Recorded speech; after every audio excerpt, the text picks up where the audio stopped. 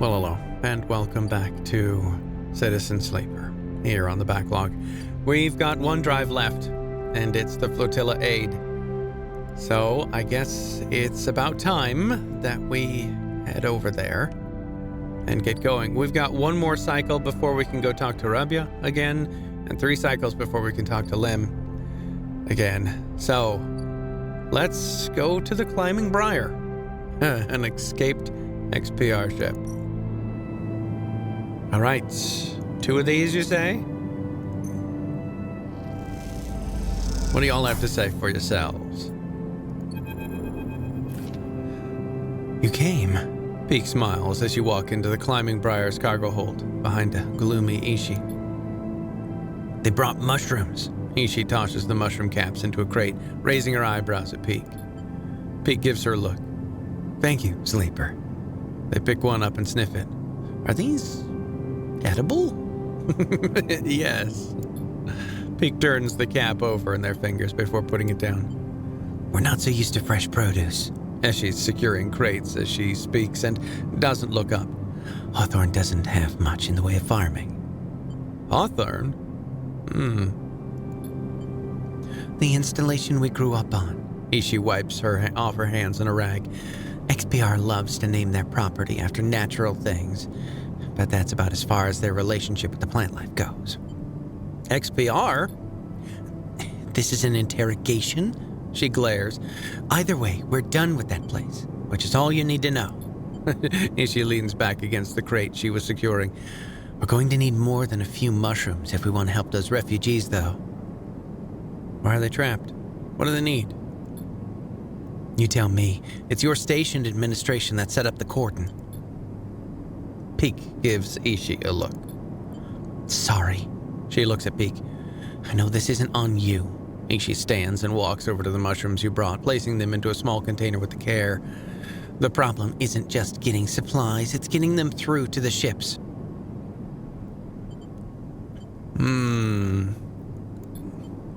We aren't exactly welcome guests, Peak explains. If anyone figures out that we came in with the refugee ships, we'll be quarantined as well.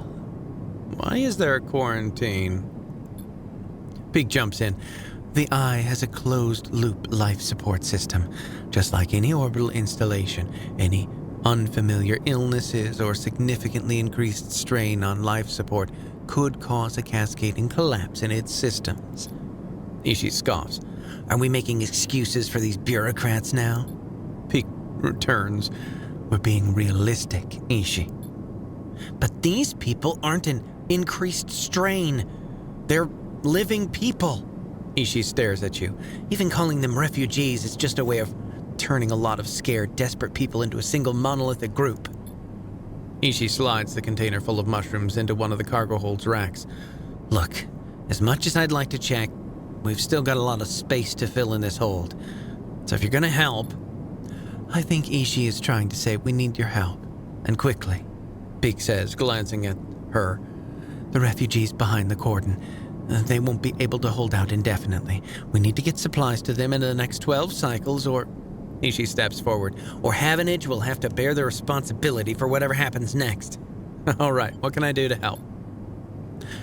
There's 3 things we still need to secure. Water, food, and scrap components for ship repairs. Ishi gestures to the storage containers around the hold. Water we can find a way to source, or my preference, just siphon off from the underground reservoirs in the Greenway. Oh, that's not a great idea. Peak raises her eyebrows. Ishi? She ignores them. For food, things could be tricky. Those mushrooms are delicious, I'm sure, but no way we can get enough volume to feed a flotilla. However, I saw an algae stack on the way over. If we could get access... Not more stealing, Ishi, Peak sighs. I didn't say steal. She stares at them indignantly. If we can get access, we can work the stack. Harvest some algae for the flotilla. Those stacks churn out vast quantities in short timescales. And the repair components? Peak asks tentatively. Ishi smiles. Just look around you, Peak. This whole place is made of scrap. She shoots you a glance. And I'm sure the Sleeper has their sources. They can bring them right here. We get everything before time runs out. Perfect. We get most of it. Also good. Either way, in 12 cycles, I'm going to take what we have and go. This sounds problematic. How will you get through? Yeah, okay. Ishi laughs. You don't know the half of it. Ishi, Peek cuts in. They're right. What's the plan here? Ishi shoulders the container. I thought I'd leave that up to you, Peek. They flinch. Are you serious, Ishi? I know we said we would help the flotilla, but at what point? They stop. Take a breath. Take this serious, Ishi. I don't know the first thing about breaching a quarantine cordon. Maybe not. Ishi looks at you. But they might. They slipped out from an SNR facility, didn't they? Plus, they've been here longer than us. You're always trying to get me to find help. Well, here it is. She gestures at you. Help. He glances between the two of you. I swear. I need to think this one through. Meet me at the cordon in a couple of cycles, Sleeper. Maybe we can figure something out. Meanwhile, Ishi meets your eye. You can help me acquire the supplies. Discreetly. She smiles. We have to keep this quiet. Keep Havenage out of the loop. Once they get suspicious, this is all over for all of us. This all suddenly seems a lot too real, too dangerous. You've only just found your feet on the eye. This is not a time for causing trouble. Come find us. We'll be out there trying to pull this all together. Ishi goes to the back of the hold to start packing another container. Peek, come help me. Peek glances back at her. Sleeper, look. We didn't choose this either. They lower their voice. Help us finish this. We've set up a base camp in the Broken Spoke. You're welcome to rest there, any of the cots. Well, we work on this. They smile. We're in this together. Peek! Ishi shouts, and they walk back into the hold to help with the container. As you leave the climbing briar, you look out at the broken edge of the eye's ring, where Havenage's cordon blinks with tiny red lights. What are you getting yourself into? We're helping people! And we've got a fourth place to sleep now. There is no cat to feed those, so... All right, okay. We gotta get 8 scrap. Here. 2. Oh, wait. Oh, I gotta put 8 in all at once. Oh, my.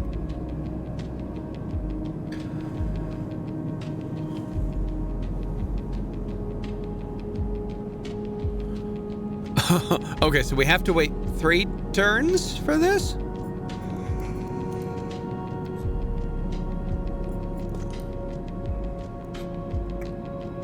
And at least 3 turns for this, but 12 turns before that happens. Okay, so we need more scrap, I guess, is the thing we're looking for. Let's see if anything popped up here.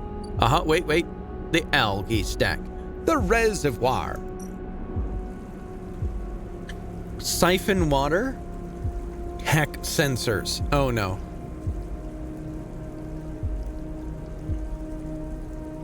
Oh, I see. Water for the flotilla. Oh my. So if we fail at this, Havenage gets alerted, and then we can come over here and lose some Havenage alert. But if we fail at that, then it gets alerted a lot. I see how it's going. Okay.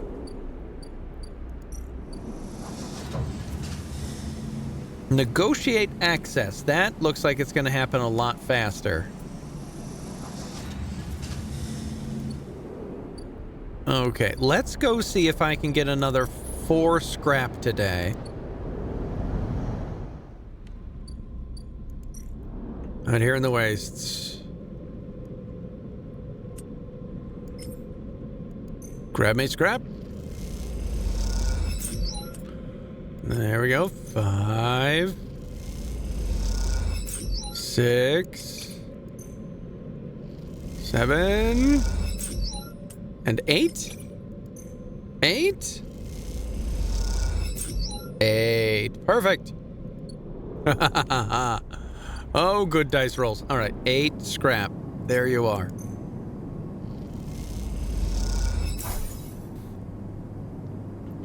Okay, Briar's hold is full now. Good. You look over the pile of scrap components lying in the briar. You look around. The bay's empty. Ishi and peek either elsewhere in the station or on the bridge a couple of levels up. You begin sorting through the pile, separating out useful components and boxing them by use. You don't recognize everything you find, but before long you get into the rhythm of sorting. As you do, your mind starts to drift, your attention being drawn into the dark corners of the bay.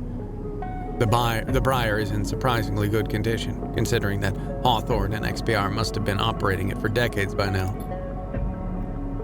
The marks of care are everywhere, from the delicate patch jobs polished to meld into the original finish, or the carefully bound wiring running through custom trunking.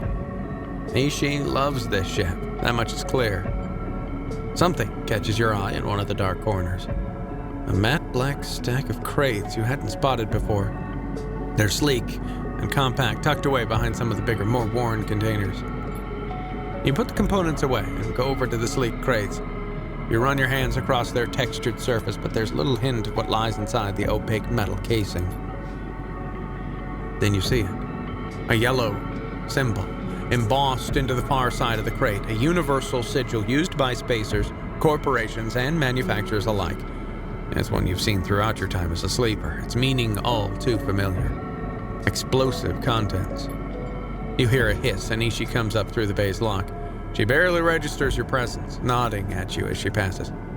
Sleeper? She busies herself with some task at the back of the bay. Yeah, hey, what's with the explosives? Ishi doesn't turn around from whatever she's busy with. Just more supplies, Sleeper. Like everything else here. You can't think of anything else to ask, but sense that the atmosphere has somehow shifted. You quickly finish up the sorting and slip out, waving goodbye to her back as you do. What are we exploding? Oh, wait, what's this? Ah, the cordon.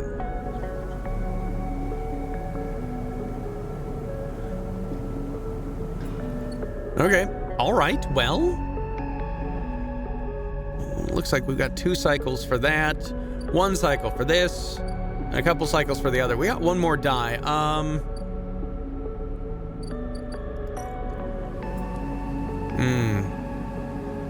Okay, so I'll get a 4. Risk losing an energy. That's fine. 2. Give me 2. No, okay. I was not good at negotiating. Understandable. All right, let's go back. Feed the cat. As you enter Rabia's office, you hear voices. Is that Sabine? You push open the door. Sleeper, well, good timing, Rabia calls out as you enter. I wanted to introduce you to someone. The man is standing at the center of the room, speaking quietly with Rabia. He turns as you come in. Meet Yannick. Sleeper, he nods. Been hearing good things from Rabia. He smiles, an easy smile. Good to meet you. Likewise. He waves a ringed hand. Now, Rabia, where were we? Actually, Rabia places a hand on your shoulder. The sleeper was what I wanted to talk to you about. She doesn't spare you a look. What's going on? Well, okay then. Yannick tucks his hands into his pockets. Go on. I'd like to recommend them for your ward. A tiny pause. They've shown themselves to be capable ally here in the Spokeside. But we have more than enough to run our territories. I hear the main block is proving more difficult. Yannick leads forward slowly. It's a mess, Rabbi. He waits, his tinted glasses shimmering despite the lack of light in the unit. I can use them, he suddenly decides. Rabbi smiles. Good to hear. I can immediately... Yannick cuts her off with a raised hand. 1 second. He steps, one surprisingly light step closer to you. You eager to work, Sleeper? Yes. Yannick nods his head as if listening to music. Okay then. You suddenly are unsure if he's talking to you. That concludes it, Yannick pronounces. Sleeper can come work in the ward, anytime they like. You shoot Rabia a confused look. Rabia finally glances at you for a moment, but it's so fast you almost miss it. Good. I know you'll be happy with their work, Jan. Yannick reaches out and squeezes her shoulder. Sure, Rabbi, he says.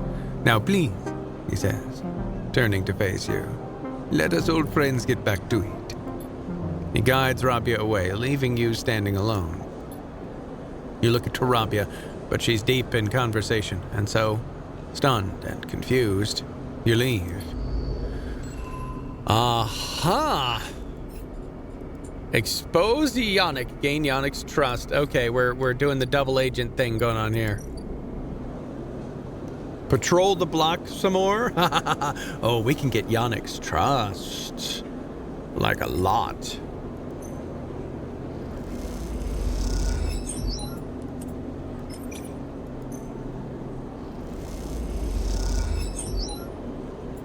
All right, let's re-roll these, see what we get. Oh boy, we can get his trust in one day. We are just patrolling the ever-living snot out of this place. Oh, and we got some extra energy out of the whole thing. Very nice. You almost laugh when you see it. The same small recorder stuck to a different wall this time. Written across the fluorescent tape is that familiar word, sleeper. You grab it quickly. Rabia says sorry. Sabine's voice sparks up once again. She said she didn't have time to brief you before setting you up with the old man. I'm sure you've got the play by now. Earn his trust, work the block. Then we need you to get into his office. A pause. It's risky, but obviously you're the only one of us he doesn't already know. Either way, we need you to locate the link to SNOP. You hear a shout in the background of the recording. Rabia says, be careful. Sabine continues. The data suggests there's some relay processing the implant data and sending it to SNR, but we can't lock down its position. Either it's moving, or it's moving itself, or is rerouting through other relays. We can't understand it.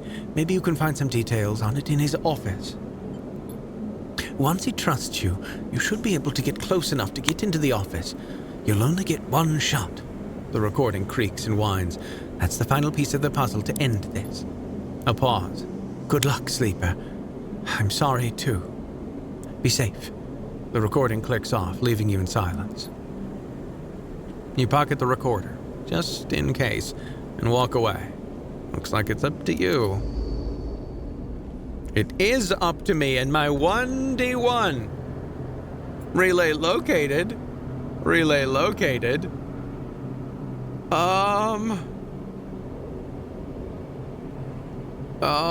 I'm not doing that with a 1, thank you. No, I'm good. I'll wait a whole cycle with my 1 if I have to. As you leave, you find a note pinned on the outside of the door. It reads, Sleeper, there's something you need to see. Meet me at the cordon as soon as you can. Just keep heading around the ring until you hit the flotilla. We'll be waiting. Peek. You pocket the note and glance around the corridor. Looks like you're doing this. Time to make a plan. Okay. All right then. Very good. Very good.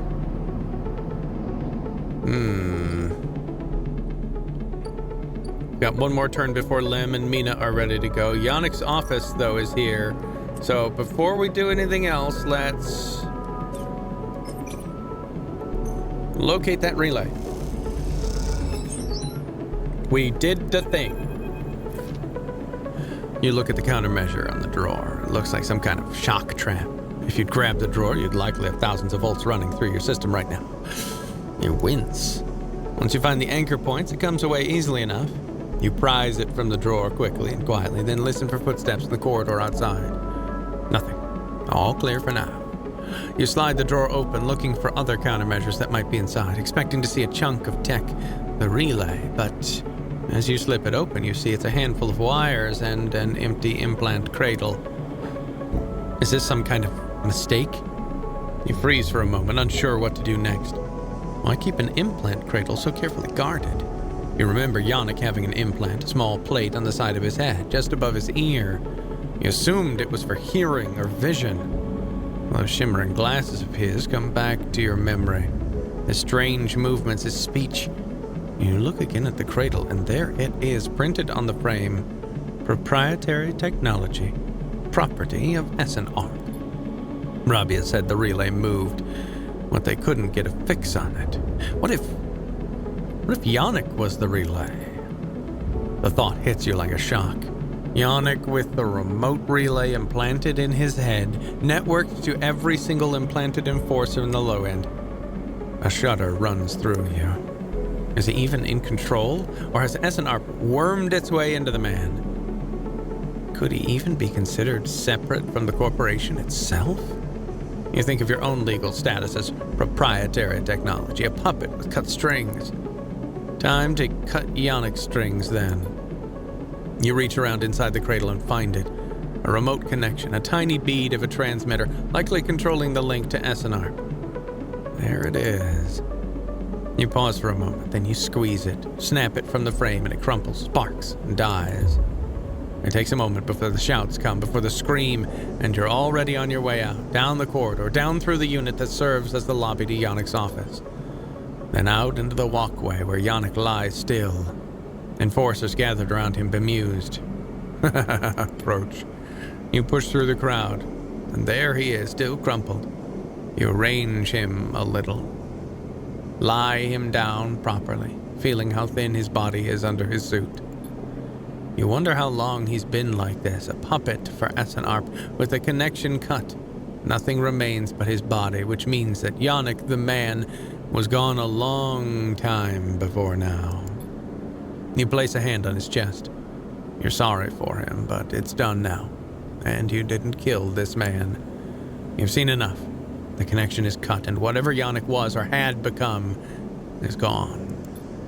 Your anger is a hard core in your chest, and all of it is focused on SNRP. Oh, another 4 days wait. Okay, let's go talk to Peak and Ishii. Oh, and I also have to come over here and harvest some mushrooms at some point. Yummy, delicious mushrooms. All right, here we go. Peak. Sleeper. Peak catches your attention from the shadow. From the shadowy corner they were leaning against. Any trouble getting up here? None. Good to hear. Come, take a look at this. They beckon you over to a nearby window which looks across the ruined ring to the blinking red lights of the Havenage Cordon. The Cordon's temporary structures, a net of metal struts meant to detect and dissuade any ships from entering or leaving the flotilla, jut out into the black, and all around the tug's flit, securing them in place and tending to the red blinking drones that demark the quarantine. It's an impressive and worrying sight. What do you think? Beak interrupts your thoughts. How would you get through? Use one of the tugs, create a distraction, just go for it, hard and fast. No. Use one of the tugs. As an escort, you mean? I doubt we could fit all the supplies in one of those tugs, but if it seemed like the Briar was being officially escorted through the cordon. Peak squints at the red lights, but then we'd be stuck inside. Peak turns away from the window and rubs their forehead. Ishii has really wrapped us up in something here, hasn't she? The question is spoken under their breath, and they don't seem to expect an answer. The silence grows. Why are you helping the flotilla? Peak looks up. You don't think it's a worthy cause? They pause. We ran into them when we escaped Hawthorne. Ishii insists we investigate their distress signal. I'm not saying we shouldn't have. Peak stares out the window at the distant blinking lights of the arrived ships. It's just... Peak brushes back their hair. Forget it. Let's focus on the plan. They flash you an easy smile. It doesn't matter why. We're the ones who are going to help them. The way I see it, there are 3 parts to making it through that cordon. They gesture out the window at the strange structure. Deception, distraction, and speed. We'll need all of them for a clean passage through. Deception means tricking the cordon security into thinking that we're meant to be there. Maybe a tug escort would work. Anything that makes the Briar look official. Distraction, meanwhile, will be all about diverting attention so that no one looks too hard at what the Briar is doing. If we can create a gap in the cordon's scanning and deterrent systems, that should keep them busy. Finally, speed will mean making sure the Briar is ready to roll. Perhaps we can do a little work on the ship to get her ready. Ishii certainly wouldn't mind. They lean back out the window. How does that sound? Good. Good to hear. Peak grins. Pig looks down at their slate. 10 cycles left. They glance out the window at the cordon nervously. 10 cycles to gather the supplies and prep this plan. It's tight. Very tight. Pig looks at you. If this goes wrong, Pig sighs. Just get out, okay? They squeeze your shoulder. I'll follow Ishii anywhere, but you don't need to get dragged down with us. It won't come to that. Pig brightens up a little. Of course, but just keep it in mind. Let's get to it. Pig stretches. I'll tell Ishii about the improvements to the Briar, and the rest, let's explore the cordon as best we can and look for openings. I have no idea what guardian angel sent you to us, Sleeper, Pig smiles, but I'm very glad they did. Okay. We've got ourselves a new drive. So, I guess we should come over here and start to get some of this algae.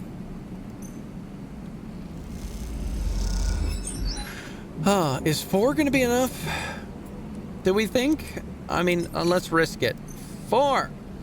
Come on, give me big money, big money. Yes, yes. Now we reroll this to a 6. It's a stupid one. Okay. Okay.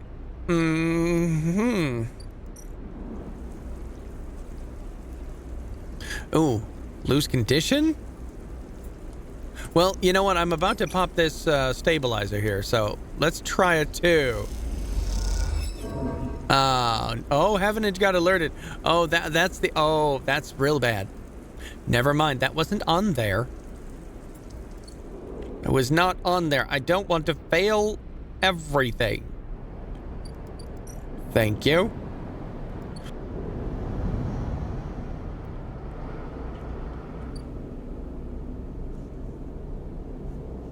Okay, so we got 1 turn for...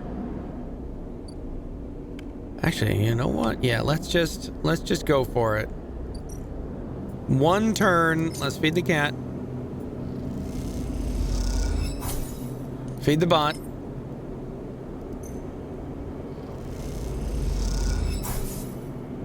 And go to sleep.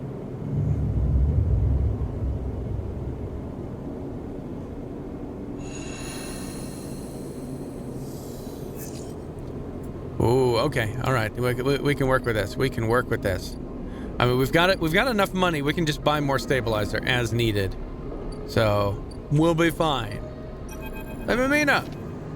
There's no answer when you buzz Lem's unit, but the door's open. You push the door and find Mina sitting in the middle of the floor playing with Bun Bun. Where's Lem? Mina doesn't respond. She walks Bun Bun across the floor, narrating quietly to herself. You look around the unit. It's a mess. Dishes and glasses on the side. Some of Mina's clothes piled in the corner. Mina's sitting by her bag, which is spilled out across the floor. Her drawing slate cracked and dark. Tidy up.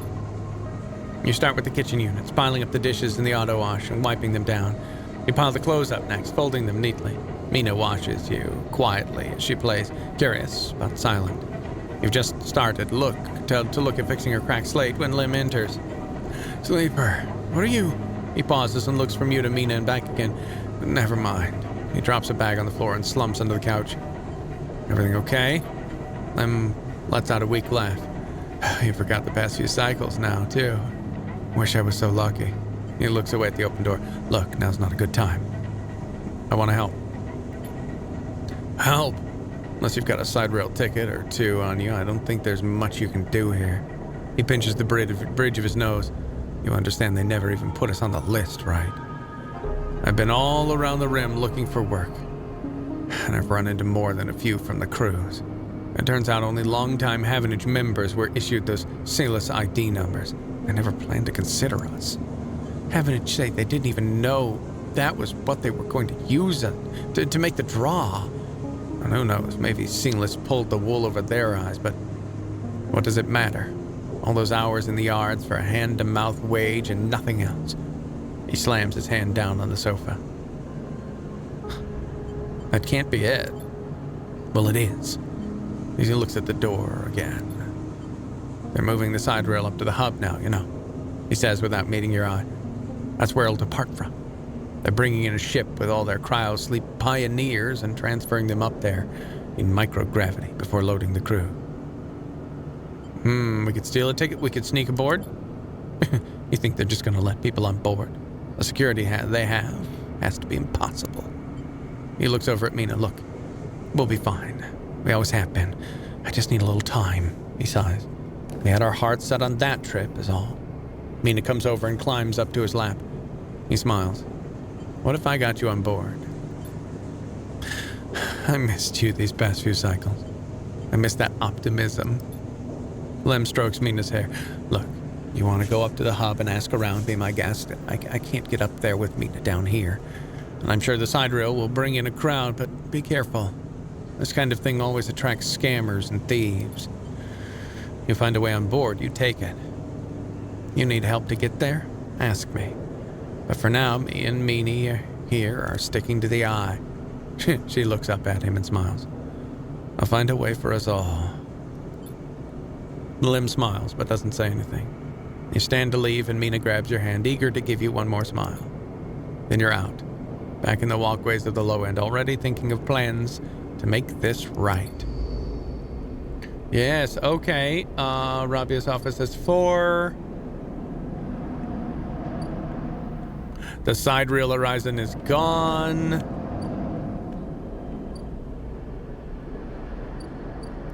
Up to the hub, you say?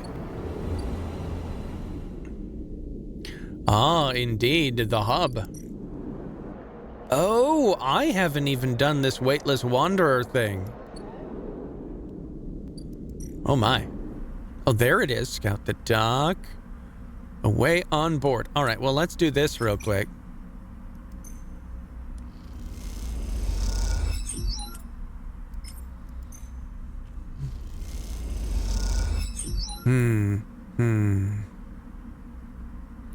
Do I reroll? Yes, I do reroll. There we go. I think I found a way on board. Quite the achievement, isn't she, Sindra? Celis must be proud. You recognize the resonating voice of Castor immediately and turned to see him, hooded and tucked into the shadows near the viewing platform. Castor, I see you remember our game. Good. He looks around, but the platform is clear. I'm afraid you've come to wait for a rematch. Microgravity makes Tavala a little difficult. He smiles broadly. Castor walks out to stand beside you on the platform. A telltale clunk of magnetic boots accompanies his slow crossing. He notices you looking at them. I don't much like it up here, he explains. I hear there was some trouble at the Havenage shipyard where they announced the results of the crew lottery. Yeah, I was there. I know, he sighs, meeting your eye. An ugly business. Sailors are too used to the way things work in the core. Exploitation is the only logic they know. He gestures out at the Sidereal. You know why they built this monstrosity in the eye? Control? Certainly. There's no corporate oversight out here, but that's not all. He stares at the pristine yellow hull. Silas built it here, says Castor gravely, because they don't want anyone to know it exists. He rubs his forehead, and secrecy is something I cannot abide. He turns to face you.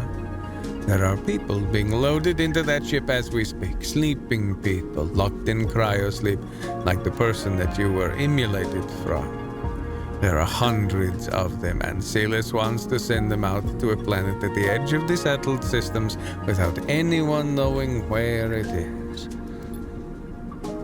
But you, Sleeper, can do something about that. You're like me.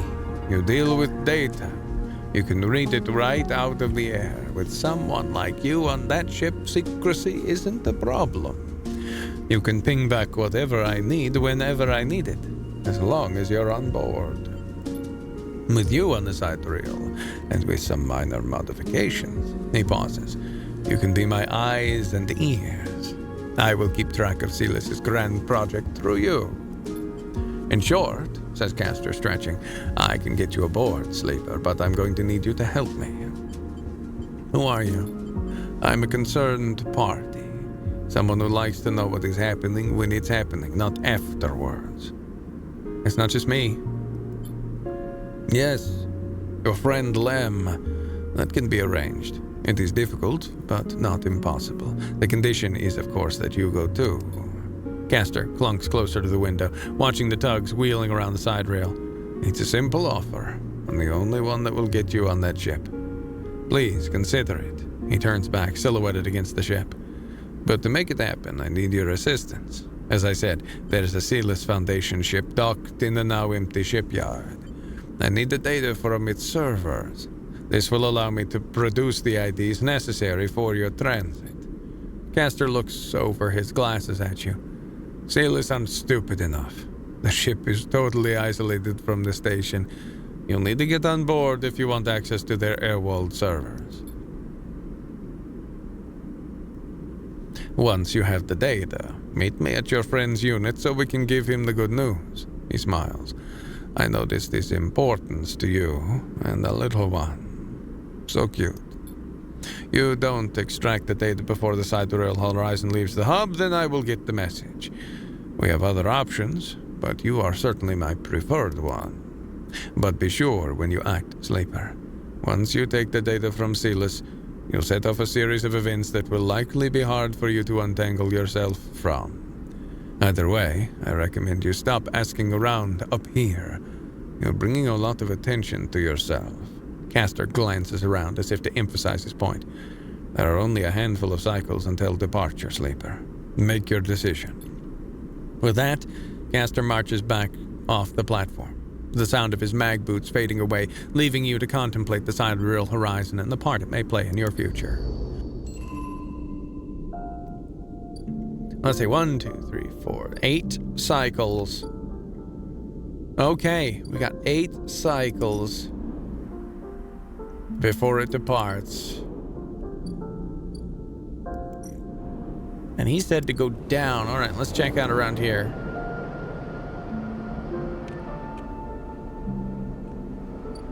We got 4 cycles before that finishes. The Sealess ship. Aha. Observe and explore. Sealess infiltration. Oh. Patrol patterns. Security. Okay.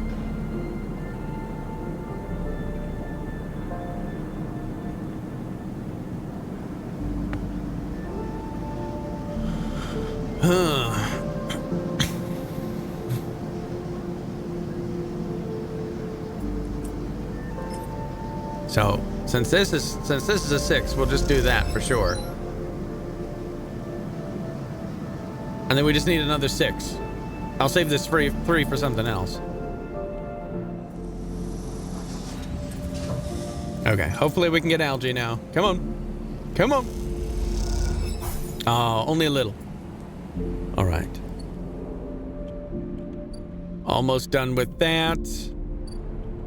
Hopefully we can get this pinged off. And then hop on the Sidereal horizon.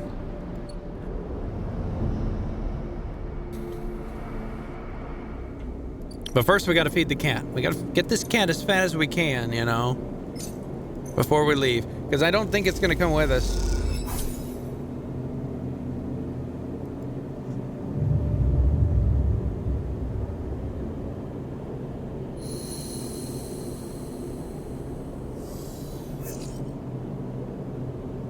Oh, that's pretty mid.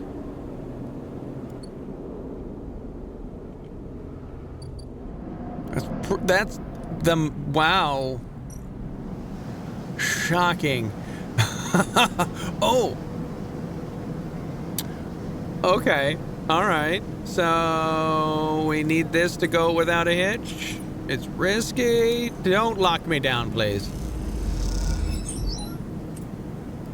Do another one. Perfect. No notes. Extract the data now.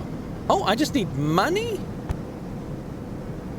No. Okay, I don't need money, but okay, I just have to do it. Okay, so this is like this should have been the data on the data plane. I think it feels like they're kind of wasting the whole data plane of existence after we finished killing off Killer and Hunter. But yeah, 53 cryo, I'm gonna add it to the stack. I'll take it, thank you. Can I get more? Nope, that's it. I have the data. It's right here.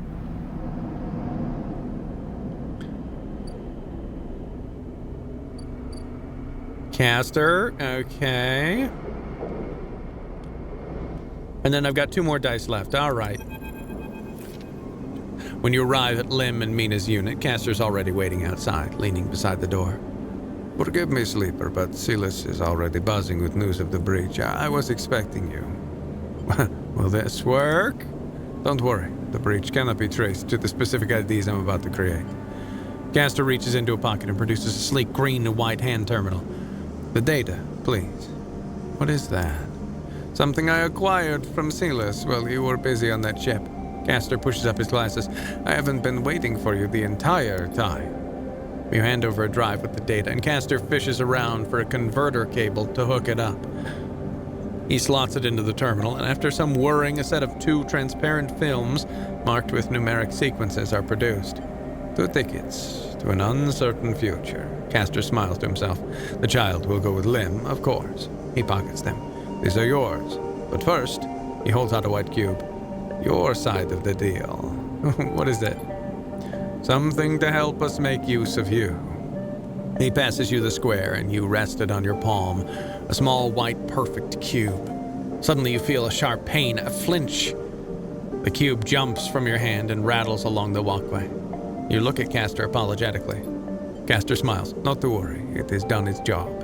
Now it is for you to do yours. You look down and see a tiny pin prick on the center of your palm. Nothing sinister. Caster puts the terminal away. This way we can keep track of you on the Sidereal horizon. Whatever you need to do. Excellent. Caster hands you the transparent films, and you see shimmering portraits of you and Lim flickering beneath the surface. Go, give them the good news. And he reaches across and buzzes the unit. Lim slides open the door, half dressed in his gear. Sleeper, what brings you up here? Come in. He beckons you inside. You look to the side, expecting to see Caster, but the wall is empty. The unit is clear. Better organized than the last time. Lim sits at the thin bar and gestures for you to sit. Mina's with some of the local kids. Someone started doing lessons down the way. She seems to like it. You sit at the bar. What's up, Sleeper? I have some news. Out with it then, Lim laughs. I have Silas IDs for us. You have... Lim freezes. How? He blinks rapidly as if to wipe you from his vision. Does that mean... we're leaving? Lim stands up and paces around the unit. We have to pack. He starts laughing. Oh, we have to pack. He turns back to you smiling. How did you swing this, Sleeper? A friend helped. Well, thank you, friend. You show him the ID films and he whistles at the portraits. Impressive stuff. He pats you on the shoulder. You should stay until Mina gets home. We can tell her together. I have to go. Of course. Well, if we need to do anything, give me a shout. He smiles warmly and then impulsively hugs you. I'll see you on the big day, all right? Take care of those passes. He laughs again, at nothing in particular. You get up and go, looking one last time for Caster as you exit the unit, but he's still gone. And when you look, the cube doesn't seem to be where you dropped it. You walk back through the low end. It sounds muffled in your ears, deep in thought. All right. Ah.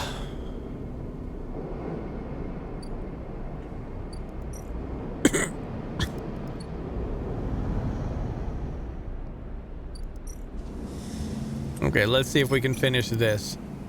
Get this done. Boom. Oh, no. I lost that energy.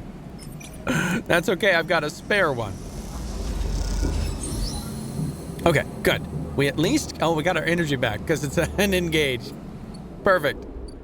All right. So we got this one. Wait, it takes 3? Boo. The cordon intel. Oh, okay, so I need to run this.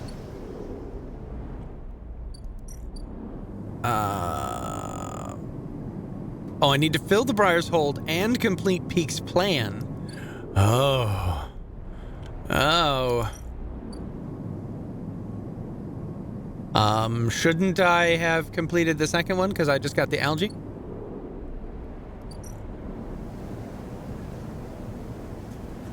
So that's going to need at least 3 dice to complete that, but since I've got a +2, that should be pretty easy to do. Oh, okay, so in 3 cycles, it'll complete the second one. And then the reservoir over here... Oh. Yeah, okay, we need a bunch of dice. Water from the flotilla. Oh, yeah, we need a ton of dice. Joy. Joy. All right, we will do that next time when we come back here on the backlog. Thank you all for playing with us. We'll play with you again later.